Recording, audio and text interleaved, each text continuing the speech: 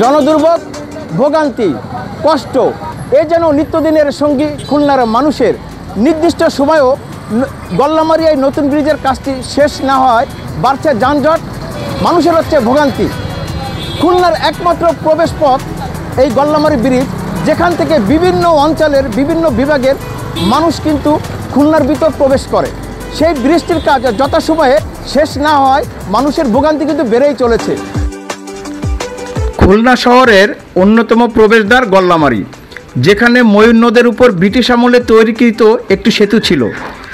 সেতুটি জরাজীর্ণ ও শহরমুখী মানুষের চাপ বৃদ্ধি পাওয়ায় 2015 সালে 6,90,00,000 টাকায় পাশাপাশি আরও একটি সেতু তৈরি করে সড়ক ও জনপথ বিভাগ। কিন্তু ত্রুটিপূর্ণ নকশার কারণে মাত্র 6 বছরের মাথায় সেতুটি ভেঙে ফেলার সিদ্ধান্ত নেয় কর্তৃপক্ষ।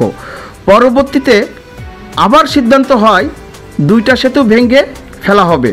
শুরু হয় পুরাতন সেতুটির ভাঙার কাজ, যেখানে 67.5 কোটি টাকা ব্যয়ে দৃষ্টিনন্দন ও শৈল্পিক স্টিল আর্টস আকৃতির বা লিখান সেতু নির্মিত হচ্ছে।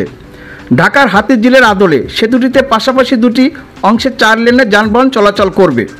কিন্তু সেতুর কাজের ধীর গতির কারণে গল্লামারি এলাকায় তীব্র যানজটের সৃষ্টি হচ্ছে।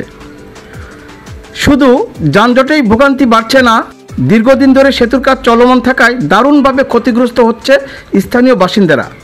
সেতুর কাজ বিলম্বিত হওয়ায় মানববন্ধন ও সংবাদ সম্মেলন করেছে সচেতন নাগরিকবৃন্দ, যেখানে পূর্বের অপরিকল্পিত সেতু তৈরির সঙ্গে জড়িতদের বিচার ও নতুন সেতু যথাসময়ে নির্মাণের দাবি জানানো হয়।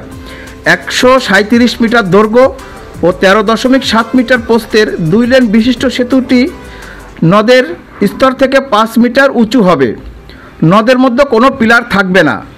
2023 সালের অক্টোবর থেকে শুরু হওয়া প্রকল্পটি শেষ হওয়ার কথা 2025 সালের মার্চ মাসে।